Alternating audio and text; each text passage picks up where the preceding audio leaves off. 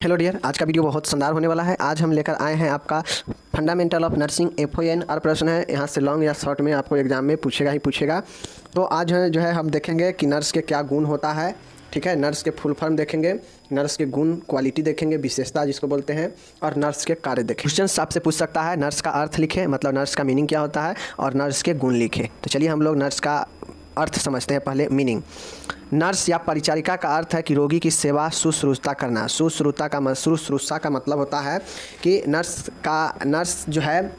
का परिचारिका का अर्थ है, नर्स या परिचारिका का अर्थ होता है कि रोगी का संपूर्ण सेवा देना आसानी से, ठीक है, विशिष्ट सेवा देना। नर्स के व्यावसायिक नर्स का, ठीक है, व्यावसायिक नर्स का अर्थ होता है, देख लीजिए, meaning of professional nurse. Professional nurse का अर्थ होता है, व्यावसायिक नर्स वह नर्स होती है जो किसी मान्यता प्राप्त नर्सिंग स्कूल या कॉलेज से डिग्री अथवा डिप्लोमा प्राप्त किया हो, संबंधित नर्सिंग कॉलेज से रजिस्टर्ड हो, वही एक जो है व्यावसायिक नर्स होती है, जो अपने कामों को जो है अच्छे से करने का नॉलेज रखती है। यही जो है आपका एक नर्स होती है, समझ गए। और नर्स के लिए आपको पता होना चाहिए कि डिग्री करेंगे तो BSc नर्सिंग, डिप्लोमा करेंगे तो GNM हो गया, समझ गए ना। तो यही आपका नर्स हो गया। तो नर्स के बारे में ये चीज़ समझ गए आप लोग। चलिए, नर्स के बारे में समझ गए। अब एक चीज़ यहाँ पे समझिएगा कि जो आपका नर्स होता है, ठीक है, नर्स का एक अपना मीनिंग है, NURSE। नर्स का एक अपना वर्ड फुल मीनिंग है, ठीक है। देख लीजिए, N का मतलब होता है नोबिलिटी, नोबिलिटी का मतलब होता है श्रेष्ठता। नर्स में एक जो है श्रेष्ठता होनी चाहिए। U का मतलब होता है अंडरस्टैंडिंग, मतलब नर्स को एक समझदारी होनी चाहिए, एक समझदार व्यक्ति होना चाहिए नर्स के अंदर। R का मतलब होता है रिस्पॉन्सिबिलिटी, उत्तरदायित्व। नर्स को एक उत्तरदायित्व भी, रिस्पॉन्सिबिलिटी भी होना चाहिए। S का मतलब होता है सिंपैथी, एक नर्स के अंदर सहानुभूति भी होनी चाहिए। और E का मतलब होता है एफिशिएंसी, मतलब कार्य क्षमता, मतलब एक नर्स के अपने कार्य क्षमता के बारे में भी पता होनी चाहिए। तो ये नर्स के अपना अपना मीनिंग है, जिसके अंदर नर्स के अंदर जो नर्स का वर्ड मीनिंग है, इसी के अंदर इसके काम जो है छुपा हुआ है, ठीक है। एक नर्स को श्रेष्ठ होना चाहिए, समझदार होना चाहिए, उत्तरदायित्व से होना चाहिए, सहानुभूति होना चाहिए, और कार्य क्षमता, एक नर्स के अंदर बेहतर कार्य क्षमता होना चाहिए, ठीक है। तो ये आपका यहाँ पे हो गया। ओके, चलिए, ये चीज़ को समझ गए, नर्स के फुल फॉर्म। अब यहाँ पे नर्स के आपसे गुण पूछा जा सकता है, ठीक है। नर्स के सिंपल आपसे क्वालिटी या फिर नर्स का विशेषता आपसे पूछा जा सकता है। 5 नंबर में पूछेगा कि नर्स के विशेषता या नर्स के गुण को लिखे या बताए, या नर्स के विशेषता या गुण कुछ भी पूछ सकता है, ठीक है। तो सीधा लिखिएगा, एक नर्स में निम्नलिखित गुण होनी चाहिए या निम्नलिखित विशेषता होनी चाहिए। कौन कौन सी, चलिए देखते हैं। बहुत आसान है, आप चाहें तो एक नर्स के विशेषता या गुण के बारे में जितना मन उतना पॉइंट लिख सकते हैं, बट यहाँ पे मैं आपको 14-15 पॉइंट बताऊंगा जो 5 नंबर के लिए इनफ होगा। ओके, चलिए। एक नर्स को अपने साथियों के प्रति स्नेहपूर्वक जो है होना चाहिए, ठीक है। एक नर्स जो होती है वह यूनिट में काम करती है, एक संगठन में, तो उस नर्स को अपने साथियों के साथ जो है प्रेम और स्नेह की भावना होनी चाहिए। ओके, नर्स को हमेशा ईमानदार होनी चाहिए, अपने कामों के प्रति हमेशा ईमानदारी दिखानी चाहिए। नर्स को अनुशासन एवं आज्ञा पालन होना चाहिए, एक नर्स को अनुशासन और आज्ञा पालन जो है होनी चाहिए। ओके, नर्स में धैर्य, सबसे पेशेंस होना बहुत ज़रूरी होता है, तो एक नर्स का गुण है कि वह धैर्यवान भी हो। ओके, नर्स को स्वस्थ मानसिक और शारीरिक स्वस्थ होना चाहिए, एक नर्स का जो मानसिक मेंटल जो हो स्थिति वह शारीरिक और स्वस्थ हो, मानसिक और शारीरिक दोनों रूप से स्वस्थ होना चाहिए। नर्स को जो है एक समझदार व्यक्ति बनना चाहिए, एक समझदार व्यक्ति होनी चाहिए। नर्स में एक जिम्मेदारी की भावना होनी चाहिए। ये सब चीज़ें हैं, ठीक है। उसके बाद यहाँ पे देखिएगा, नर्स के व्यवहारिक ज्ञान होना चाहिए, नर्स को एक बिहेवियरल जो है नॉलेज होनी चाहिए, ठीक है। नर्स में शालीनता एवं गरिमा होनी चाहिए, एक नर्स के अंदर शालीनता और अगर गरिमा नहीं है तो फिर नर्स होने का मतलब नहीं बनता है। नर्स को ईमानदार व निष्ठावान होनी चाहिए, ठीक है। नर्स में निर्णय लेने की क्षमता होनी चाहिए, कैपेसिटी होनी चाहिए डिसाइड करने की, ठीक है। नर्स को मनोवैज्ञानिक ज्ञान होनी चाहिए, अगर मनोवैज्ञानिक ज्ञान नहीं होगा एक नर्स को तो वह स्थितियों के साथ जो है तालमेल नहीं बैठा पाएगी और घबरा जाएगी सिचुएशन के साथ में, ठीक है। नर्स को तकनीकी योग्यता होनी चाहिए, मीन्स नर्स को कंप्यूटर का भी ज्ञान होनी चाहिए, नर्स को विभिन्न मशीनों को ऑपरेट करने का भी ज्ञान होनी चाहिए, यानी एक तकनीकी योग भी होनी चाहिए। नर्स में जो है सहानुभूति एवं व्यवहार जो है कुशलता होनी चाहिए, नर्स का जो व्यवहार है और जो वो उसमें कुशल होना चाहिए, और सहानुभूति सिंपैथी होनी चाहिए। तो इस प्रकार से मैं 14 पॉइंट यहाँ पे बताया हूँ। आप चाहें तो नर्स के बारे में और सारा जो पॉइंट है वो चीज़ें आप लिख सकते हैं जो नर्स के अच्छी अच्छी चीज़ों को दर्शा सके, ठीक है। तो आपका यहाँ पे 14 पॉइंट है, मैं बता दिया। यह 5 नंबर के अगर पूछेगा तो 5 नंबर के लिए इतना 14 पॉइंट इनफ है। आप चाहें तो किसी भी चीज़ के बारे में हमें विशेषता देना हो तो हम उसके विशेषता में क्या क्या लिखेंगे वो चीज़ सारे लिख सकते हैं, ठीक है। तो ये आपका यहाँ पे विशेषता या गुण समाप्त होता है नर्स का, ओके। अब इंग्लिश में यहाँ पे नर्स के क्वालिटीज़ दिए गए हैं, इसको आप लोग को पढ़ना है, देखना है। चलिए अब हम लोग यहाँ पे एक और क्वेश्चन आपसे पूछा जा सकता है कि नर्स के क्या क्या काम होते हैं, कौन कौन से प्रमुख काम है बताइए। तो चलिए हम लोग अब नर्स के कार्य को देखते हैं। साथियों नर्स का प्रमुख कार्य हो सकता है, समझ गए ना, नर्स के प्रमुख कार्य जो है हो सकते हैं। जो कुछ कार्य है निम्न नीचे में यहाँ पे दिया गया है, देखिए। नर्स को एक देखभाल करने वाली होनी चाहिए। नर्स का एक काम होता है देखभाल करना, यानी केयर गिवर होनी चाहिए। नर्स जो है वह देखभाल करती है, तो नर्स का एक काम ये भी होता है देखभाल करना। मतलब नर्स जो है देखभाल के रूप में जो है रोगी को इलाज के समय रोगी के साथ रहती है और डॉक्टर द्वारा लिखी गई सभी दवाइयाँ देती है तथा रोगी की दवा के प्रभाव का परीक्षण करती है और रोगी के सभी स्वास्थ्य संबंधी आवश्यकताओं को भी पूर्ति करती है। तो यही जो है नर्स होता है। नर्स रोगी के लिए तमाम ऐसे कार्य करती है जो रोगी को चाहिए, जो रोगी को आवश्यकता है, वही नर्स देखभाल करेगी। तो ये पहला हो गया कि नर्स जो है रोगी के देखभाल के काम करती है। उसके बाद दूसरा पॉइंट है शिक्षक के रूप में, एजुकेटर के रूप में। एजुकेटर मीन्स होता है कि नर्स एक जो है शिक्षक के रूप में भी कैसे काम करेगी। जैसे शिक्षक अपने छात्र छात्राओं को जो है अपने पठन पाठन अपने शिक्षण के बारे में हर एक चीज़ बताते हैं, शिष्टाचार सिखाते हैं, उसी प्रकार से एक नर्स को भी अपने क्लाइंट यानी अपने रोगी को या रोगी के पेरेंट्स या रोगी के संबंधियों को स्वास्थ्य के बारे में संपूर्ण जानकारी देनी चाहिए कि कैसे जो है हमें स्वास्थ्य बढ़िया रहेगा, ये कब जो है कैसा भोजन करें, स्वच्छता से संबंधित सभी चीज़ें बताना चाहिए। और यही चीज़ तो स्वास्थ्य शिक्षा होता है। तो नर्स जो है एक शिक्षक के बारे में एक शिक्षक के रूप में भी काम कर सकती है और रोगी को और रोगी के परिवार को, रोगी के संबंधियों को स्वास्थ्य शिक्षा के बारे में जानकारी दे सकती है, समझ गए। तीसरा देखिएगा प्रबंधक के रूप में। अब नर्स एक होती है वह मैनेजर के रूप में भी काम करती है, क्योंकि हम लोग जानते हैं कि रोगी की देखभाल के लिए सभी आवश्यक साधनों की व्यवस्था एक नर्स करती है तथा वार्ड में सही माहौल बनाकर रखती है। अब देखिए प्रबंधक के रूप में मैनेजर के रूप में क्या काम करती है। तो मैनेजर के क्या काम होता है कि जो भी चीज़ें हो उसको मैनेज करके रखना, जहाँ भी कुछ कमी लगे, जहाँ भी कुछ डिफ़ॉल्ट लगे तो उसे सुधारे, कमियों को दूर करे, चीज़ों को स्टोर करके रखे, मैनेजमेंट संभाले। तो उसी प्रकार से एक नर्स का भी काम होता है कि रोगी का हर एक देखभाल करे, अगर देखभाल में कोई कमी हो तो उससे पूरा करे और जो है रोगी के संपूर्ण साधन जो है व्यवस्था उपलब्ध कराएं और एक माहौल जो है अच्छा एक मैनेज करके रखें माहौल को। और यही एक नर्स जो है मैनेजर के रूप में काम करती है, समझ गए चीज़ को। चलिए चौथा देखिएगा विचारों की संप्रेक्षक कम्युनिकेटर के रूप में, विचारों की संप्रेक्षक के रूप में। अब नर्स जो होती है वह एक कम्युनिकेटर के रूप में काम करती है। कैसे काम करती है, तो जैसे नर्स जो होती है वह रोगी के सभी तरह के जो भी आवश्यकता होती है उसके बारे में रोगी से जानती है, उसके स्थिति के बारे में जानती है और चिकित्सक और अन्य स्वास्थ्य सदस्यों के बीच में जो है चीज़ों को भेजती है, रिपोर्ट को भेजती है। साथ में जो भी रोगी के मरीज होते हैं उनसे भी बातचीत करती है और इसके बारे में कंडीशन के बारे में बताती है। यानी यह एक कम्युनिकेटर के रूप में काम करती है, मतलब एक मीडिएटर के रूप काम करती है, एक मध्यस्थता की काम करती है कि नर्स जो है जो भी मरीज है उसका रिपोर्ट लेती है, उसका कंडीशन देखती है और चिकित्सक डॉक्टर को बचाती है, ठीक है ना। स्वास्थ्य सदस्य में जो भी हेल्थ टीम में काम करने वाले हैं उनको बताती है इसके बारे में। साथ में जो भी रोगी है उसको अपने रोगी के घर वालों संबंधियों को बताती है। तो ये कम्युनिकेटर का रूप होता है, मतलब कम्युनिकेशन संचार का काम करती है। और संचार में क्या होता है कि सूचनाओं को एक जगह से दूसरे जगह फैलाना भेजना, समझ गए।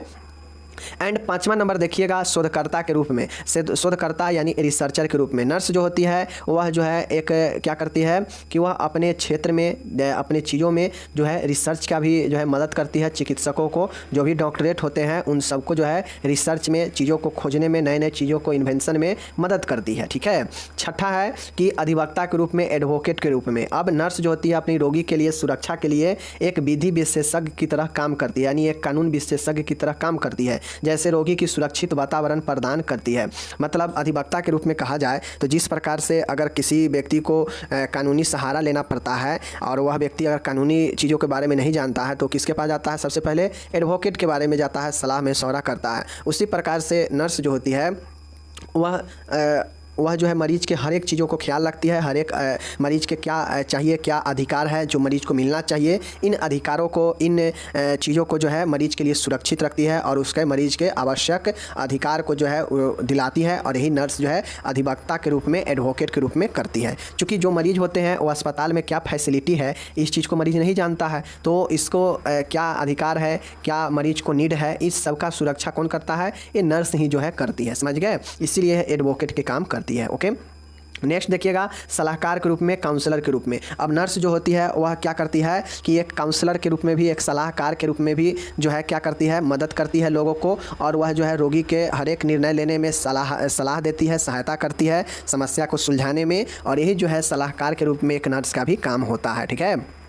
एंड 8 नंबर का देखिएगा रिहेबिलिटेशन मतलब होता है पुनर्वास में सहायक। नर्स रोगी को समाज में पुनर्स्थापित करने में योगदान देती है तथा परिवार में स्थापित होने व अपनी जीविका कमाने लायक बनाने में मदद करती है। रिहेबिलिटेशन का मतलब होता है पुनर्वास, मतलब फिर से अपने पूर्व के स्थिति में वापस लौटना। तो नर्स जो होती है पुनर्वास में बहुत बड़ा मदद करती है। जो भी पेशेंट होते हैं वह इलाज के बाद अपने परिवार के साथ कैसे तालमेल स्थापित कर सके, पुनः अपने कैसे जीविका यानी कमाने की इनकम को आगे जो है बढ़ा सके, बना सके, इसमें मदद करती है तालमेल पूर्व की स्थिति में लाने के लिए। तो यह जो है नर्स पुनर्वास में भी सहायक होती है। ठीक है।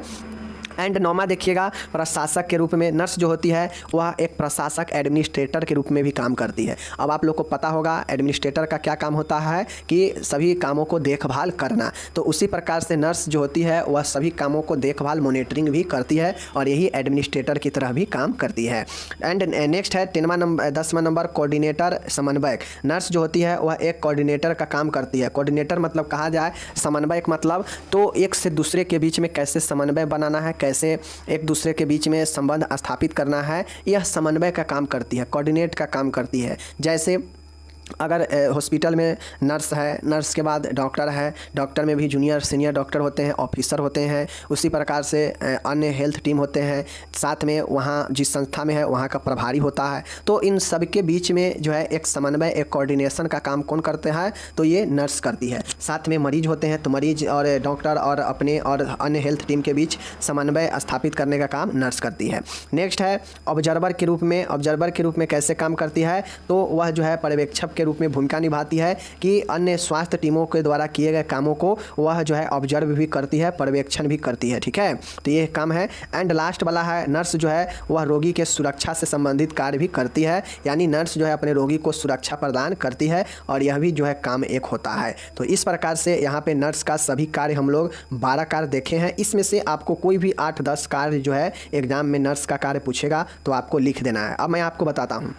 यहाँ पे तो सिंपल नर्स के कार्य पूछ लिया है तो ये हो गया। आपसे अगर कम्युनिटी हेल्थ नर्सिंग के भी अगर पूछेगा कि कम्युनिटी हेल्थ नर्सिंग के क्या क्या कार्य होते हैं बताइए, सेम चीज़ें है, यही सब कार्य जो है कम्युनिटी हेल्थ नर्सिंग में भी आपको पूछेगा तो सेम कार्य सब हो जाएगा। कम्युनिटी हेल्थ नर्स के अगर कार्य पूछे तो यही सब चीज़ को लिख देना है। बस आपको वहाँ पर ध्यान रखना है कि यहाँ पर कम्युनिटी के बारे में पूछा गया है तो जो भी नर्स काम करेगी वह कम्युनिटी हेल्थ में ही अपना काम करेगी। बाकी जितना पॉइंट देखें 12 पॉइंट सब वहाँ पर होगा। ओके। एक क्वेश्चन तो आपसे ये पूछेगा 5 नंबर में कि नर्सिंग प्रक्रिया के बारे में बताइए, तो नर्सिंग प्रक्रिया को लिखकर इसके कैरेक्टरिस्टिक को आप लोग लिख दीजिएगा तो हो जाएगा 5 नंबर। देखिए नर्सिंग प्रक्रिया एक क्रमबद्ध प्रक्रिया है। मैं आपको पहले ही बताया कि प्रक्रिया का मतलब क्या होता है कि एक पीढ़ी बाई पीढ़ी जो है आगे की तरफ चलना, यही प्रक्रिया होता है। प्रोसेस मतलब क्या होता है, विधि क्या होता है, तो कोई भी काम हम करते हैं तो जो काम प्रोसेस में होता है मतलब दर बाई दर आगे बढ़ता है और जो भी चीज़ें धीरे धीरे एक क्रमबद्ध तरीके से आगे बढ़े तो वह एक प्रक्रिया में आ जाता है। ठीक है ना। तो यही प्रोसेस एक क्रमबद्ध होता है नर्सिंग प्रक्रिया, जिसके अंतर्गत मतलब जिसके अंदर इस प्रक्रिया के अंदर रोगी के स्वास्थ्य का मूल्यांकन करना, रोगी की सेवा की योजना बनाना कि कैसे जो है उसके हम योजना कैसे उसको काम देंगे, कैसे उसका सेवा करेंगे, इसका योजना बनाना। उसके बाद जो है सेवा को रोगी पर कैसे लागू करना है मतलब क्रियान्वय, इम्प्लीमेंटेशन, और उसके प्रभाव का मूल्यांकन करना, और लास्ट वाला मूल्यांकन करना शामिल है। मतलब यह एक नर्सिंग प्रक्रिया एक क्या है हमारा क्रमबद्ध जो है प्रक्रिया है, सीरियल प्रोसेस है। अब इसके अंतर्गत मतलब इसके अंदर इस प्रक्रिया के अंतर्गत होता यह है कि मूल्यांकन मतलब आकलन करना, मतलब आकलन करना, स्वास्थ्य के बारे में जानना कि कैसे हुआ है, किस कारण से हुआ है, तो ये आकलन होता है, आकलन करना स्वास्थ्य के बारे में। तथा रोगी की सेवा का योजना बनाना, ठीक है ना, योजना बनाना भी शामिल होता है। उसके बाद उस पर कैसे उस योजना को लागू करना है मतलब कैसे सेवा देना है तो ये होता है। और उसके प्रभाव जो भी काम किए हैं उसका कितना ज़्यादा इफेक्टफुल रहा है तो उसके प्रभावों का मूल्यांकन करना इस प्रक्रिया में शामिल होता है। मतलब सीधा कहा जाए तो 5 पॉइंट को 5 सीरियल को यहाँ पे लिख दिया गया है, वही परिभाषा हो गया। ठीक है।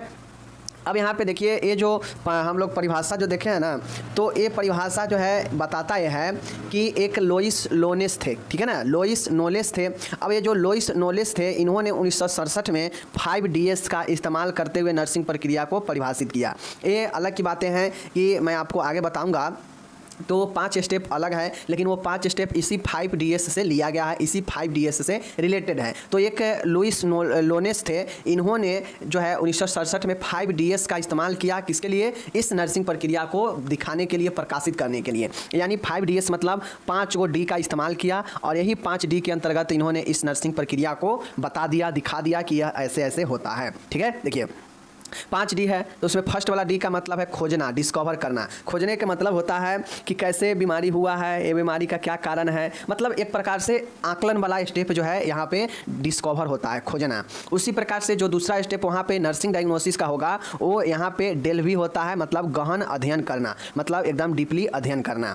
तीसरा है डिसाइड, यानी निश्चय करना या योजना बनाना, यह प्लानिंग में होता है वहाँ पे, तो यहाँ पे डिसाइड दिया गया है D से डू मतलब लागू करना, मतलब करना, यानी जो भी हम निर्णय लिए हैं, निश्चय योजना बना है, उसको कैसे हम काम करेंगे, उसको लागू करेंगे, तो ये डू होता है। ठीक है, एंड लास्ट वाला D है डिस्क्रिमिनेट। डिस्क्रिमिनेट का मतलब होता है मूल्यांकन करना, मतलब जो चीज़ें लागू किया गया है उसका कितना ज़्यादा प्रभाव रहा है या नहीं रहा है, इसका मूल्यांकन करना, यह डिस्क्रिमिनेट होता है।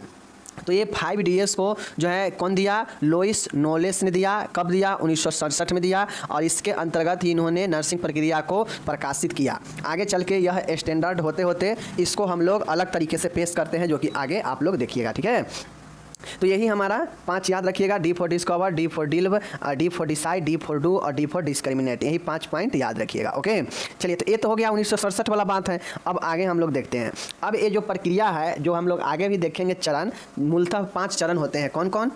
आकलन का, नर्सिंग डायग्नोसिस, नर्सिंग निदान का, योजना का, क्रियान्वय का और आकलन का। यही 5 जो स्टेप है ना, इस 5DS से जुड़ा हुआ है, 5DS से जुड़ा हुआ है। अर्थ 5DS का भी वही होगा जो आपके आगे चरण देखेंगे, जिसका मतलब होगा। ठीक है, दोनों का सेम मतलब होता है।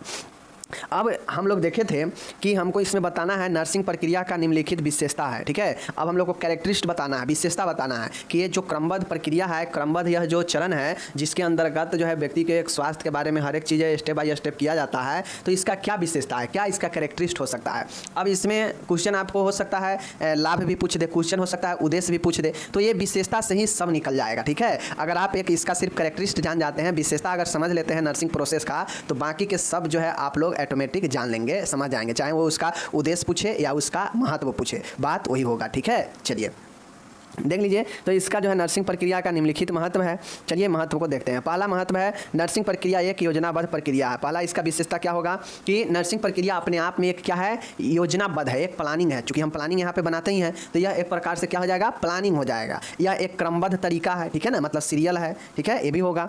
यह लक्ष्य की ओर ध्यान रखते हुए की जाती है। अब चूंकि जो भी हम स्टेप बाय स्टेप काम करते हैं, तो हम जानते रहते हैं कि कौन से स्टेप के बाद कौन से काम करना है और लास्ट में हमें क्या इससे मिलेगा, तो जानते रहते हैं। यानी यह लक्ष्य की ओर ध्यान रखते हुए किया जाता है, ठीक है। चलिए, इससे परस्पर व्यक्तिगत संबंध स्थापित होते हैं। अब इस स्टेप बाय स्टेप किए गए इस सेवा से व्यक्तिगत जो है पर्सनली संबंध भी बनता है, ठीक है। एक दूसरे के प्रति सहयोग की भावना का विकास होता है। अब जब कोई काम आसान हो जाए, सीरियल में होता है, क्रमबद्ध एक क्रम में होता है, तो इससे जो है एक दूसरे के प्रति सहयोग की भावना भी व्यक्ति में उत्पन्न होता है, चाहे वो स्टाफ के बीच में हो या मरीज के बीच में हो, ठीक है।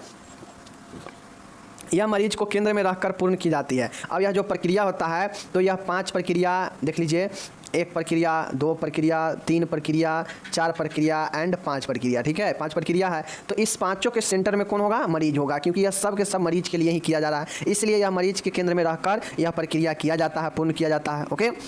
छठा है, यह प्रक्रिया अपने निश्चित चरणों में पूर्ण होती है। अब इसका एक विशेषता यह भी है कि यह प्रक्रिया अपने निश्चित चरण में, मतलब 5 चरण है, तो 5 चरण में ही जाके जो है पूरा होता है, ठीक है, न ज़्यादा न कम होता है। यह प्रक्रिया चक्रीय रूप से संचालित होती है। चक्रीय का यहाँ पे मतलब ये होता है कि पुनः अगर मान गए किसी पेशेंट के लिए हम लक्ष्य रखे हैं कि इसको बेहतर उपचार करके ही भेजना है हॉस्पिटल से, लेकिन हम उसका ट्रीटमेंट किए और प्रोसेस बाई प्रोसेस काम करते गए, लास्ट में उसका जो है हम लोग रिजल्ट देखे, मूल्यांकन किए, तो पता चला कि जो हम इलाज सेवा दिए हैं इतना ज़्यादा इफेक्टिव नहीं रहा है। तो जब पता चल जाता है कि इतना ज़्यादा इफेक्टिव नहीं है, तो फिर से क्या करते हैं? नंबर 1 स्टेप से फिर से शुरू करते हैं। तो यही एक क्या हो जाता है कि आपके चक्रीय होता है कि जहाँ खत्म हुआ फिर शुरू से शुरू हो जाता है, तो वही चक्रीय के अंदर आता है, ठीक है। नर्सिंग प्रक्रिया के चरण एक दूसरे से संबंधित होते हैं, बिल्कुल सही है। अब जो पहला चरण है वह दूसरा से रिलेटेड होगा, दूसरा चरण है वह तीसरा से रिलेटेड होगा, तीसरा चरण जो है चौथा से रिलेटेड है, चौथा चरण जो है पांचवा से रिलेटेड, सब एक दूसरे से क्या होंगे, रिलेटेड होते हैं। यह भी इसका एक विशेषता है। नौवां है, यह विश्व स्तर पर लागू होता है। अब ये जो नर्सिंग स्टेप्स हैं, जो 5DS ऊपर में आप लोग देखे हैं, लोइस नोलेस ने बताया है, यह पूरे विश्व लेवल पर क्या होता है, लागू होता है, ठीक है। यानी 5 स्टेप जो है नर्सिंग प्रोसेस का, यह पूरे यूनिवर्सल लेवल पर लागू होता है। ऐसा नहीं है कि यह सिर्फ हम पढ़ रहे हैं इंडिया के बुक में, ये मतलब इंडियन नर्सिंग में तो सिर्फ यहीं पे लागू होता है, ये संपूर्ण विश्व में जो है लागू होता है, ठीक है। यह गतिशील प्रक्रिया है, डायनेमिक प्रोसेस है। अब यह प्रोसेस जो होता है तो आप लोग को पता होना चाहिए कि प्रोसेस कभी जो है जाकर जैसे 5 स्टेप का में काम पूरा होगा तो क्या 2 पर जाके एकदम जो है काम हमेशा के लिए रुक जाता है, नहीं रुकता है। यानी यह एक मूवमेंट होता है, यह एक गतिशील होता है जो एक के बाद एक स्टेप में होते जाता है, ठीक है। तो इस प्रकार से यह मैंने आपको 10 स्टेप 10 विशेषता इसका बताया, किसका, नर्सिंग प्रोसेस का। तो आप लोग इसको एक बार और खुद से पढ़ लीजिएगा तो माइंड में चीज़ें आ जाएगा, ठीक है। तो पहला प्रश्न नर्सिंग प्रक्रिया और उसका विशेषता मेरा समाप्त होता है। यहाँ पे इंग्लिश दिया गया है, अब हम लोग चलेंगे आगे जो है देख लेंगे, ठीक है। चलिए कैरेक्टरिस्ट है यहाँ पे, आप लोग अच्छे से इसको बढ़िया से देख सकते हैं, सब चीज़ दिया गया है। तो मैं यहाँ पे आप लोग को बता दूँ कि अगर आप अच्छे से स्टूडेंट हैं, पढ़ना चाहते हैं बेहतर तरीके से, क्योंकि मेरे डियर अगर आप बेहतर तरीके से नहीं पढ़ेंगे तो आगे आने वाला समय में जो आप सपना लेकर आए हैं कि मेरा भी मेरिट पर जॉब हो जाएगा, तो ये आपका भूल है, दिमाग से निकाल दीजिए, ठीक है। चलिए यहाँ पे इंग्लिश दिया गया है, यहाँ पे आप लोग चलिए। अब हम लोग का आता है मेन क्वेश्चन, और यह क्वेश्चन अगर आपको 10 नंबर के क्वेश्चन पूछेगा ना तो यह क्वेश्चन उसमें से अकेला 5 नंबर का देगा, और बाकी के 2 क्वेश्चन अलग होंगे जो कि 5 नंबर में होंगे। यानी यह क्वेश्चन बड़ा है, इसको अच्छे से समझिएगा।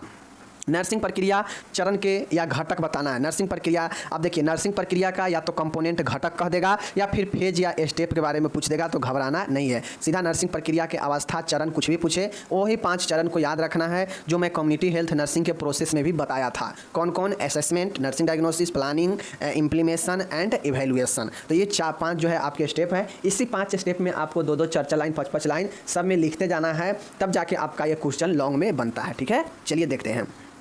नर्सिंग प्रक्रिया के 5 घटक शामिल है जो निम्न प्रकार है। मैंने आपको पहले ही बता दिया है कि नर्सिंग प्रोसेस प्रक्रिया में 5 चरण होते हैं। प्रक्रिया क्या होता है, प्रक्रिया एक के करके दूसरा करके तीसरा करके चौथा करके 5वां। तो यह सब के सब क्या है, एक प्रोसेस है। यहाँ से यहाँ आया, फिर यहाँ से यहाँ आया, फिर यहाँ से यहाँ आया, और फिर यहाँ से लास्ट में यहाँ आ जाएगा। तो यह सब प्रोसेस बाय प्रोसेस गुजर रहा है। तो यही क्या हो जाता है, आपका एक प्रक्रिया होता है। और इसी में अलग अलग प्रक्रिया, जैसे एक स्थान यहाँ था, एक स्थान यहाँ था, एक स्थान यहाँ था, और ये तीनों स्थान से गुजर कर इस लास्ट वाले स्थान से जाना है, और यह स्टार्टिंग पॉइंट था। तो 1 नंबर, 2 नंबर, 3 नंबर, 4 नंबर, और लास्ट में 5 पर पहुँचेगा। तो उसी प्रकार से यह नर्सिंग प्रक्रिया में एक के बाद एक क्रमबद्ध तरीके से सजाया जाता है, ठीक है। कैसे, पहला होता है असेसमेंट, आकलन का, जहाँ पे पेशेंट से रिलेटेड हर एक चीज़ों के बारे में जानकारी एकत्रित किया जाता है, इकट्ठा किया जाता है, ठीक है। जैसे परिवार में कितने सदस्य हैं, कितने मेल कितने फीमेल है, कितने, ठीक है ना, मरीज का कितना उम्र है, मरीज का क्या हो रहा है, पहले क्या दवाई चलता था, मतलब तमाम तरीके के आंकड़ा एक जुटाया जाता है, एकत्रित किया जाता है, जो इलाज में आगे मदद पहुँचाता है, ठीक है। तो पहला आकलन होता है। दूसरा होता है नर्सिंग डायग्नोसिस। नर्सिंग डायग्नोसिस का मतलब है नर्सिंग निदान। नर्सिंग निदान का मतलब होता है कि जब सूचना एकत्रित हो जाता है मरीज के बारे में, उसके परिवार के बारे में, तो नर्स वहाँ पे उसका डायग्नोस्टिक करती है, वहाँ पे डायग्नोसिस करती है, निदान करती है। निदान मीन्स कहा जाए तो चयन करती है कि लक्ष्य तैयार करती है, ठीक है ना, कि हमें कौन सी चीज़ों पर सबसे पहले प्राथमिकता देना है, ठीक है। मतलब अगर परिवार में 5 व्यक्ति है, उसमें से 3 व्यक्ति जो है ग्रसित है बीमारी से, तो नर्सिंग डायग्नोसिस स्टेप जब बनेगा तो सभी पूरा घर के ख्याल रख के बनेगा, लेकिन उस घर के ख्याल तो रखा जाएगा, लेकिन जब दूसरा स्टेप नर्सिंग डायग्नोसिस में जाएगा तो वहाँ पे ये देखेगा कि सबसे पहले क्रिटिकल पोजीशन किसका है, सबसे ज़्यादा जरूरी किसको है इलाज करना, तो वहाँ पर पहचाना जाता है, और सबसे पहले जो इलाज के लायक होते हैं पहले उनको प्राथमिकता दिया जाता है, यानी उसका इलाज किया जाएगा। मतलब वहाँ पर नर्सिंग डायग्नोस्टिक किया जाता है और पता किया जाता है कि सबसे ज़्यादा जरूरी आवश्यकता किसको है, ठीक है। तीसरा है योजना। योजना का मतलब होता है कि जो भी हमें करना है, जो हम डायग्नोस्टिक में मरीज को चुने हैं कि इस मरीज को इलाज करना है, फलाने बीमारी के लिए, फलाना बीमारी है, तो उसके लिए हम योजना तैयार करते हैं। योजना मीन्स कहा जाए तो कैसे करना है, कब करना है, क्या करना है, ये सब के सब जो है योजना के अंदर बनता है, ठीक है। ये सब मैं कम्युनिटी हेल्थ में अच्छे से पढ़ा दिया हूँ, आप लोग अगर वहाँ पढ़े होंगे तो यहाँ पर दिक्कत नहीं होने वाला है, ठीक है। बाकी चौथा है क्रियान्वयन। सिर्फ अंतर ये था कि वहाँ पर कम्युनिटी हेल्थ लिखा आता था, यहाँ पर सीधा नर्सिंग लिखा रहा है, ठीक है। चलिए एंड चौथा है क्रियान्वय। अब जो भी तीसरा स्टेप में मैंने प्लान कर लिया है, योजना बना लिया है, तो अब उस योजना को हम कैसे लागू करेंगे, कैसे उस योजना पर काम करेंगे, तो यह चौथा स्टेप काम को क्या करता है, शुरू करवाता है, यानी काम को स्टार्ट करवाता है, यानी मरीज को देख रेख करने का काम शुरू होता है। एंड पाँचवा स्टेप आता है, लास्ट स्टेप आता है, वहाँ पे मरीज का, ठीक है, जो नर्स होती है वह नर्सिंग प्रोसेस में सबसे लास्ट पॉइंट में अपने कामों का एवेल्युएशन करती है, आकलन करती है, या फिर जो भी नर्स उसके से सीनियर नर्स होगी वो नर्स क्या करती है कि वो अपने से जूनियर के कामों का मूल्यांकन करती है। मूल्यांकन मीन्स कि कैसा काम हुआ है, इफेक्टिव हुआ है या नॉन इफेक्टिव हुआ है, या इसका क्या परिणाम रहा है। तो अगर अच्छा परिणाम है तो ठीक है, अगर नहीं लक्ष्य की प्राप्ति हुआ है तो फिर से एक स्टेप से शुरू करते हैं। तो इसी प्रकार से यह 5 जो है स्टेप आपको माइंड में रखने पड़ेंगे, ठीक है। चलिए अब चलिए हम आपको थोड़ा थोड़ा डिस्कस करके बता देते हैं। पहला है आकलन। आकलन का मतलब होता है कि यह प्रथम स्टेप है, प्रथम चरण है किसका, नर्सिंग प्रक्रिया का। बिल्कुल सही बात है। आकलन में क्या होता है, देखिए, नर्स द्वारा मरीज की स्वास्थ्य समस्या का पता किया जाता है, वह तथ्य एकत्रित किया जाता है। मैंने ऊपर में ही बताया कि नर्स जो है मरीज के स्वास्थ्य के जुड़ी हुई सभी समस्या के बारे में पता करती है, ठीक है। पता करने के बाद सूचनाओं को क्या करती है, कलेक्शन, एकत्रित करती है आकलन में, यही पहला है। इन तथ्यों के आधार पर मरीजों को देखभाल प्रदान करने के लिए उचित प्रक्रिया अपनाई जाती है तथा रोगी के स्वास्थ्य संबंधी सूचना, स्वास्थ्य समस्या एवं स्वास्थ्य आवश्यकताओं का आकलन किया जाता है। मतलब स्वास्थ्य के बारे में व्यक्ति का आकलन करना, जैसे कि व्यक्ति को क्या प्रॉब्लम है, कब से प्रॉब्लम है, ठीक है, घर में और कोई तो पीड़ित नहीं है इससे, तो ये सब के सब जो है पता करना आकलन के अंतर्गत आता है। तो पहला हो गया आकलन।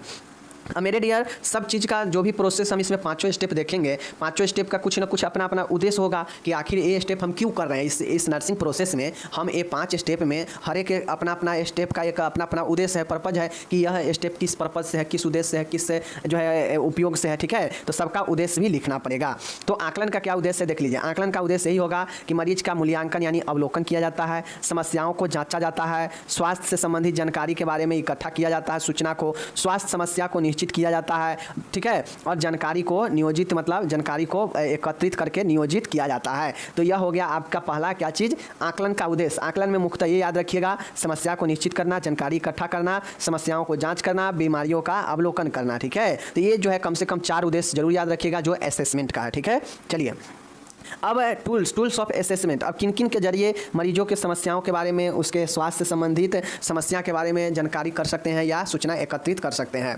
तो आकलन करने के लिए डायरेक्ट ऑब्जर्वेशन है जो देखकर होता है, ठीक है। इंटरव्यू है, इंटरव्यू ले सकते हैं, फिजिकल एग्जामिनेशन, शारीरिक परीक्षण हो सकता है, काउंसलिंग हो सकता है, और इन सब के जरिए जो है मरीज के आकलन करते हैं, ठीक है।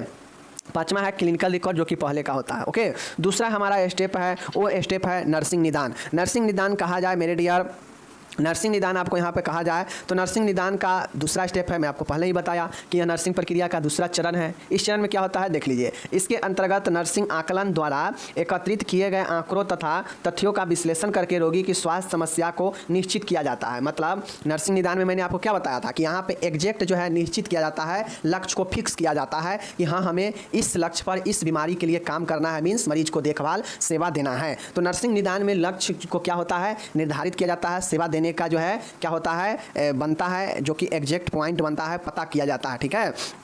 तो यह कैसे पता किया जाता है, तो जो आकलन असेसमेंट में जो भी सूचना, जो भी आंकड़ा, जो भी तथ्य मिला है उसके आधार पर स्वास्थ्य समस्याओं को निश्चित किया जाता है कि फलाना समस्या है और इसको एक काम, एक ट्रीटमेंट इसको देना है, ठीक है। तो दूसरा स्टेप यही नर्सिंग निदान का होता है, ठीक है। चलिए अब इस निदान का भी अपना लक्ष्य, अपना उद्देश्य है कि आखिर इस स्टेप में नर्सिंग निदान का क्या उद्देश्य है, क्यों है ये। तो मेरे डियर, नर्सिंग निदान जो है आकलन में एकत्रित आंकड़ों का विश्लेषण करता है, विश्लेषण करके तब ना स्वास्थ्य समस्याओं को निश्चित करता है कि हाँ पेशेंट को फलाना दिक्कत है तो इस चीज़ को, बीमारी का इलाज किया जाएगा, होता है ना। तो नर्सिंग आकलन से एकत्रित सूचना का विश्लेषण जो है करना, इसका जो है उद्देश्य होता है। रोगी के समान स्वास्थ्य व क्रिया स्तर की जाँच करना कि मरीज जो है कितना ज़्यादा जो है इफेक्टिव है, रोगी की असमान क्रियाओं को पहचानना और उनमें भी सबसे जो क्रिटिकल सिचुएशन होता है उस चीज़ को नर्स क्या करती है, पहचानती है और उसका ट्रीटमेंट करती है, ठीक है।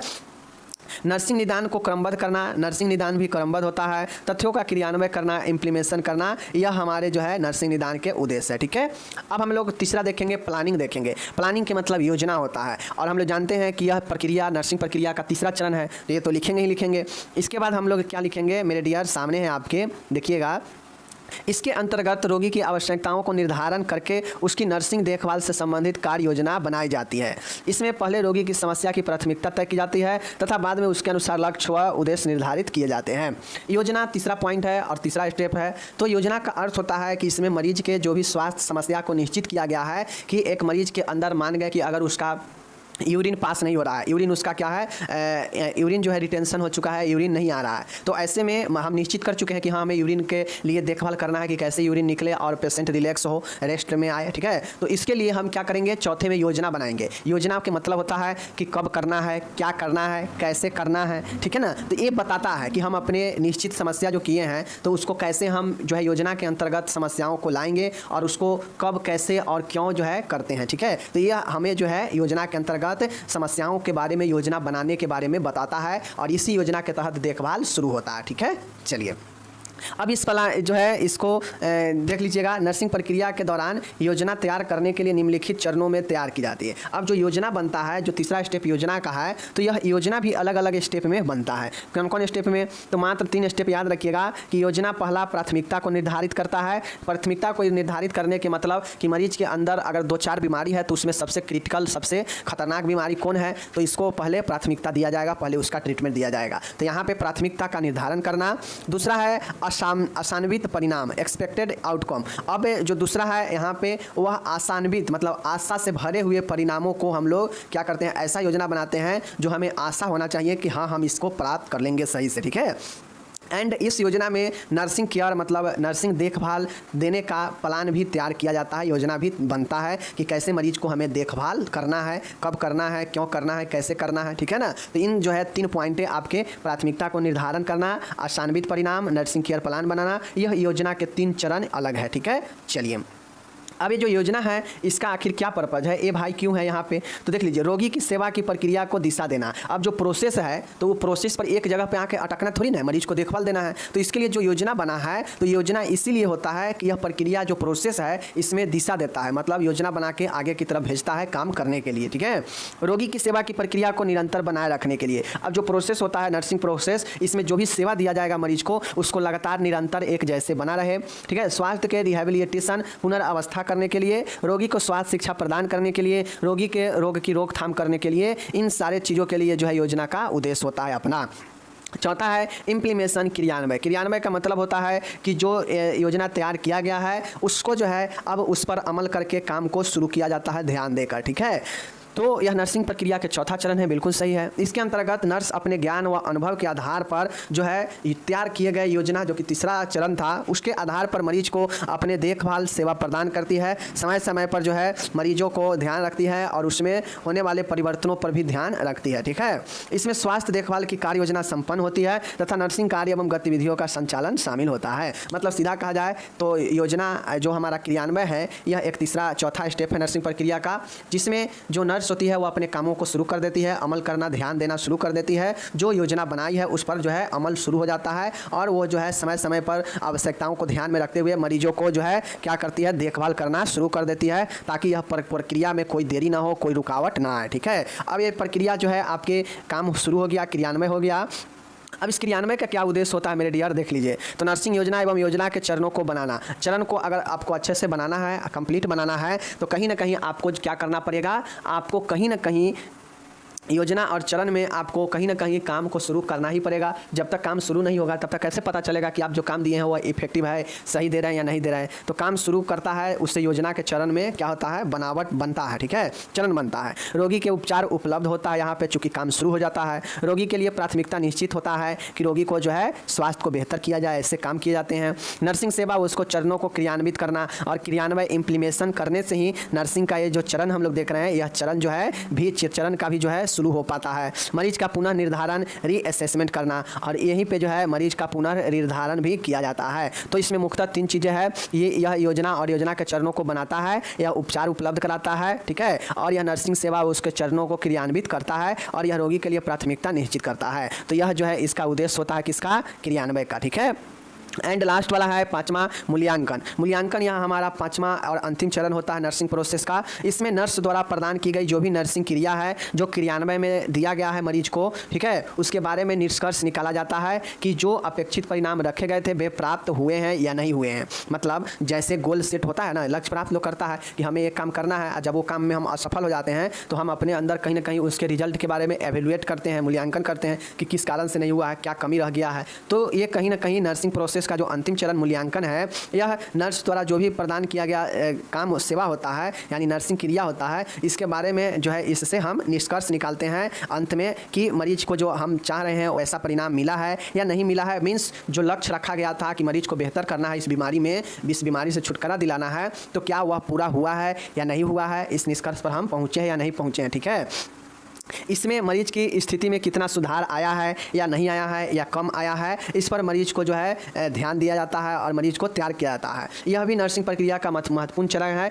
इसमें प्रक्रिया के प्रभावों या दुष्प्रभावों का पता लगाया जाता है, मतलब जो भी क्रियान्वयन किया जाता है उसका कितना प्रभाव रहा है, कितना जो है दुष्प्रभाव रहा है, इसके बारे में पता कहाँ से चलता है, एवेल्युएशन से पता चलता है। जैसे आप एक स्टूडेंट है तो आप पढ़ाई कर रहे हैं और आप एग्ज़ाम दिए हैं, तो आप एग्ज़ाम देने के बाद आपके रिजल्ट आते हैं। रिजल्ट क्या है, एक प्रकार से एवेल्युएशन है, जो आपके पूरे साल भर के पढ़ाई आपके कामों को बताता है, वो 5 दिन 7 दिन के एग्जाम। ठीक है ना, तो उसी प्रकार से नर्स का एवेल्युएशन एग्जाम कौन सा होता है, नर्सिंग प्रक्रिया के अंतिम वाला चरण होता है, जहाँ पे उसके द्वारा दिए गए सेवाओं के प्रभावों और दुष्प्रभावों के बारे में जानकारी मिलता है कि कितना ज़्यादा जो है जो अपेक्षित परिणाम है आया है या नहीं आया है, इसके बारे में पता चलता है। तो इसीलिए यह आपका लास्ट चरण है। ठीक है, मूल्यांकन।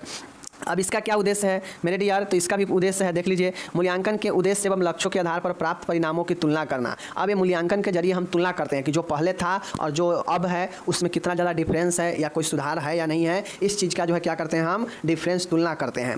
सेवा योजना में भूल की पहचान करना। अब ये जो हम लोग योजना बनाए थे, सेवा बनाए हैं, इस प्रक्रिया में लास्ट वाला आकलन के द्वारा हम खुद के इस चीज़ को भी पहचान पाएंगे कि इसमें हम कितना ज़्यादा भूल किए हैं, गलती किए हैं, एरर किए हैं, इसके बारे में आपको पता चलता है नर्सिंग प्रक्रिया से।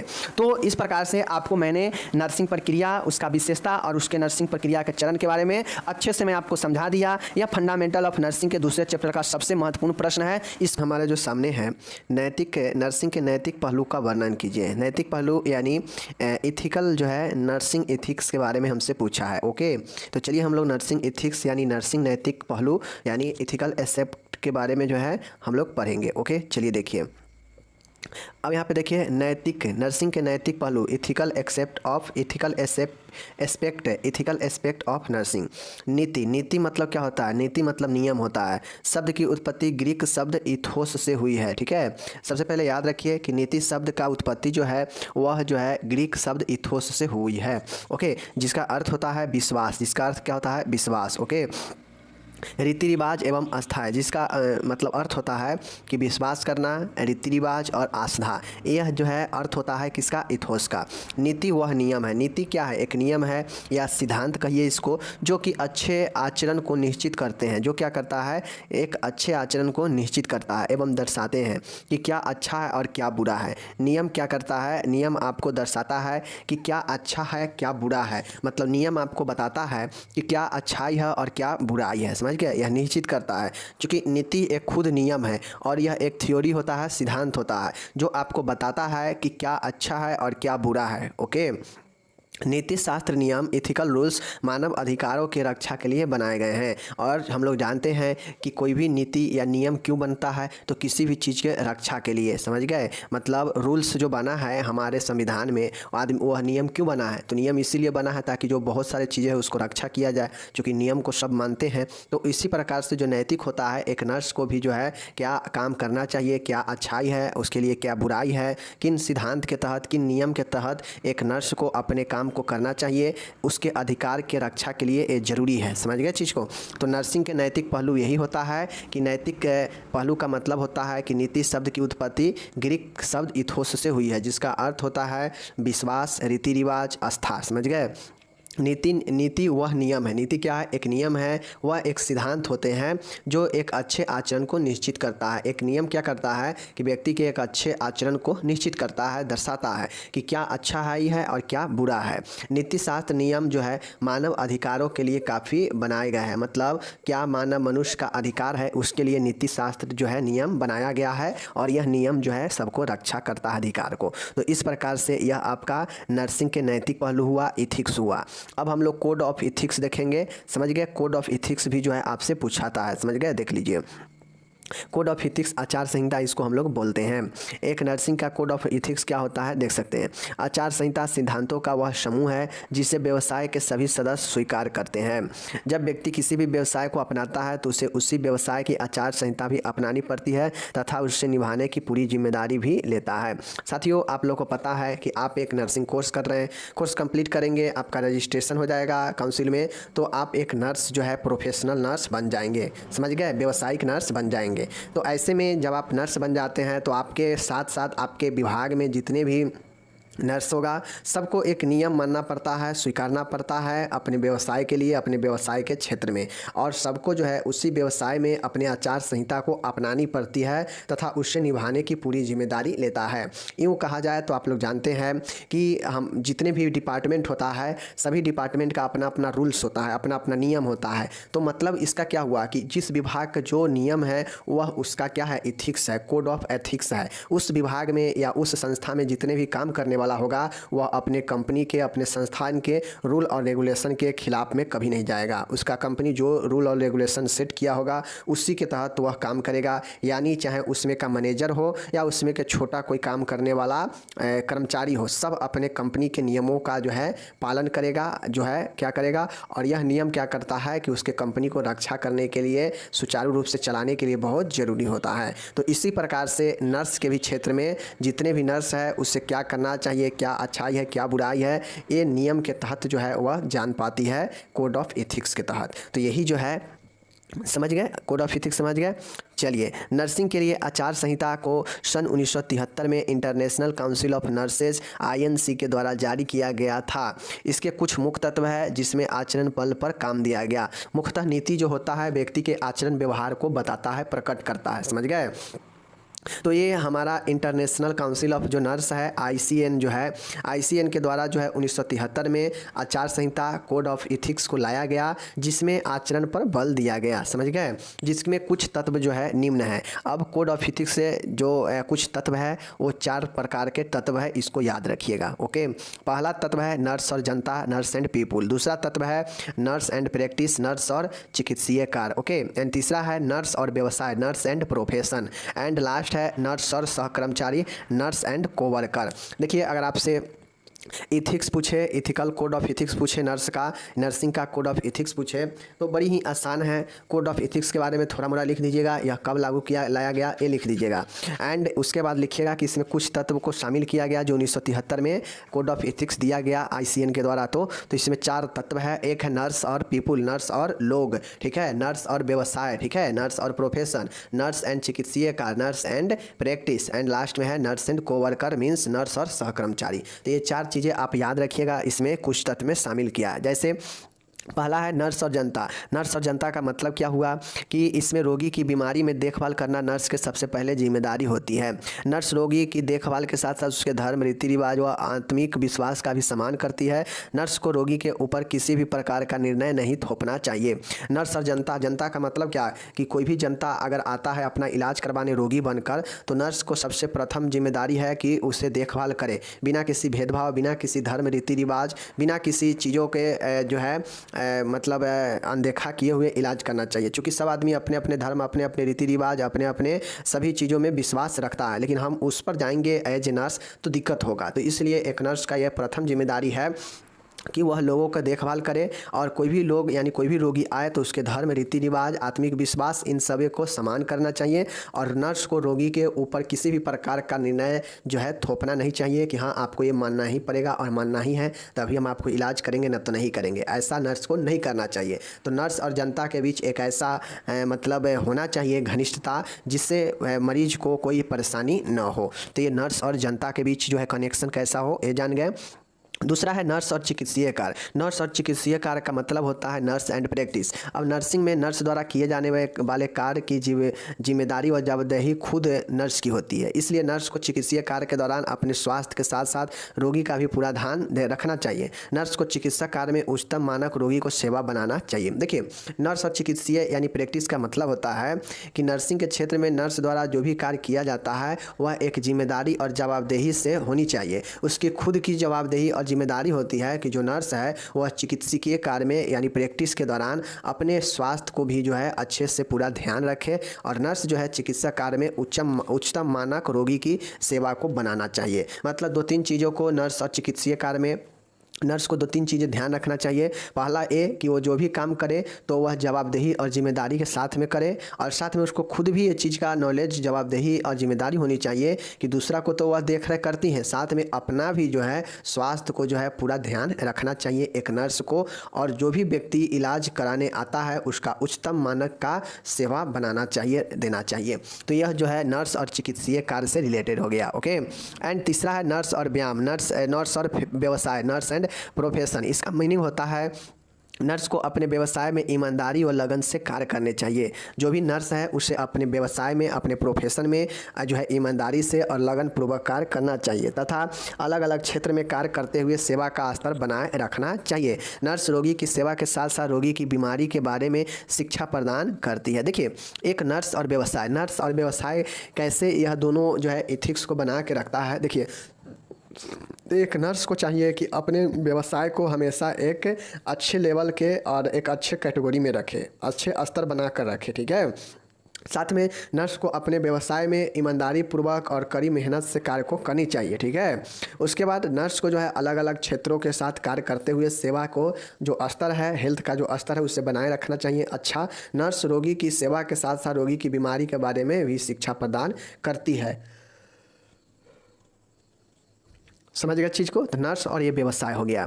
एंड लास्ट है चौथा आपका है नर्स और सहकर्मचारी, नर्स एंड कोवर्कर। नर्स और कोवर्कर का मतलब होता है नर्स अपने साथ काम करने वाले सभी व्यक्तियों को एक साथ सहयोगी संबंध जो है बनाए रखती है, ठीक है। देखिए, नर्स जो है अपने साथ जो भी काम करने वाले अन्य जो सहयोगी कर्मचारी होगा उस सब के साथ जो है एक सहयोगी संबंध बनाए रखती है।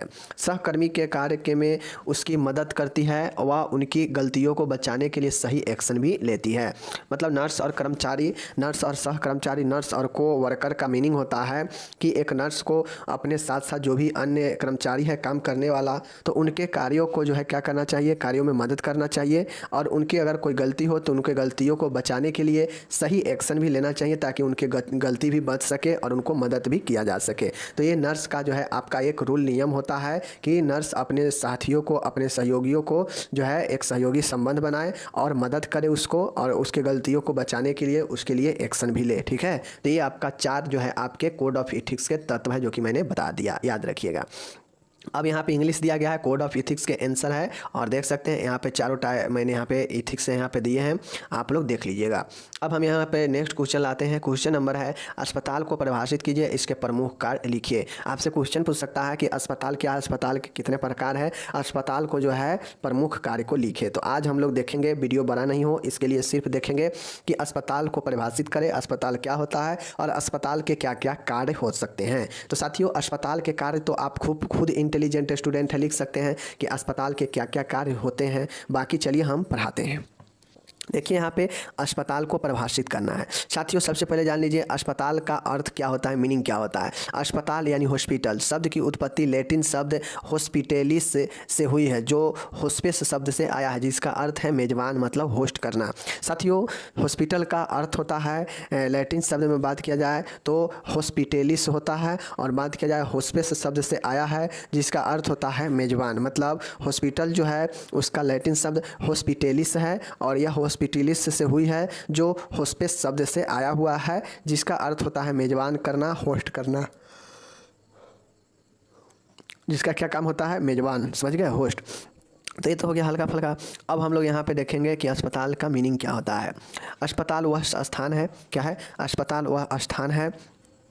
तो यहाँ पे देख लीजिए अस्पताल का अर्थ क्या होता है। अस्पताल वह स्थान है, ठीक है, जहाँ रोगी 24 घंटे दिन रात महीने व सालों तक रहकर उसका इलाज किया जाता है जब तक कि वह ठीक ना हो। देखिए, अस्पताल एक क्या है, एक आपका अस्पताल एक स्थान है, एक जगह है जहाँ पे रोगी को या तो 24 घंटे रखा जाता है या उसे दिन रात भी रखा जाता है, उसे महीनों सालों तक रखा जाता है और उसका इलाज किया जाता है। जब तक उसका इलाज किया जाता है तब जब तक कि वह पेशेंट ठीक ना हो, ठीक है। रोगी के लिए अस्पताल का वातावरण इस तरह बनाया जाता है कि जिससे कि उसके स्वास्थ्य पर अच्छा प्रभाव पड़े और वह जल्दी ठीक होकर अपने घर लौट सके।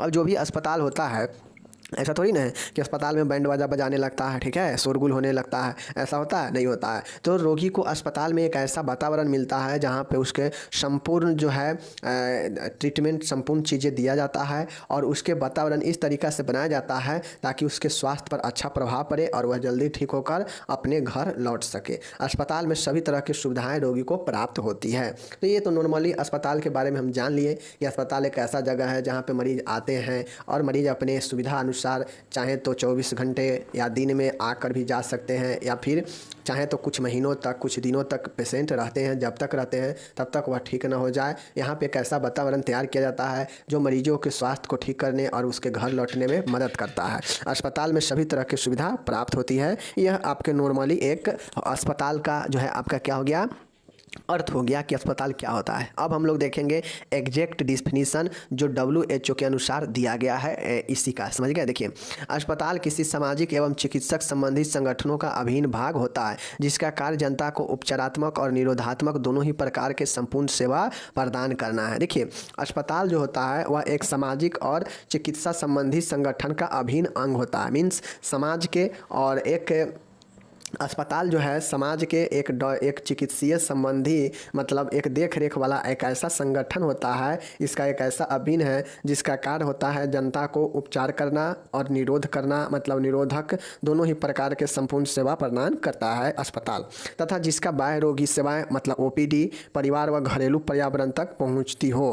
अस्पताल स्वास्थ्य कार्यकर्ताओं के प्रशिक्षण एवं जैव सामाजिक अनुसंधान के लिए भी केंद्र है। मतलब अस्पताल जो है वह रिसर्च अनुसंधान का भी कार्य है और स्वास्थ्य कार्यकर्ताओं के प्रशिक्षण का भी एक केंद्र होता है। तो अस्पताल में ट्रीटमेंट उपचार भी होता है, ठीक है, निरोधात्मक उपचारात्मक दोनों होता है। साथ में अस्पताल में OPD भी चलता है, इमरजेंसी भी होता है, ठीक है, और घर से सभी लोगों तक घर तक पहुंचने का यहाँ पे अवसर होता है। साथ में जो अस्पताल होता है वह स्वास्थ्य कार्यकर्ताओं को प्रशिक्षण भी करता है और अनुसंधान का भी यह केंद्र होता है। ये किसने कहा? WHO ने कहा। तो चीज़ को हम लोग समझ गए। चलिए, अब यहाँ पे अस्पताल के क्या क्या कार्य होते हैं यहाँ पे देखिए। फंक्शन ऑफ हॉस्पिटल, अस्पताल के कुछ प्रमुख कार्य निम्नलिखित है। अब अस्पताल के क्या क्या कार्य होगा आप लोग खुद लिख सकते हैं, समझ रहे हैं ना चीज़ को। बाकी यहाँ पे देखिए ये इंग्लिश में दिया गया है, ऊपर वाला का इंग्लिश में यहाँ पे दिया गया है कि अस्पताल क्या होता है। देखिए, अस्पताल के क्या क्या काम होते हैं। प्रिवेंशन फ्रॉम डिजीज, बीमारी से बचाना, स्वास्थ्य की पुनर्वस्थापना,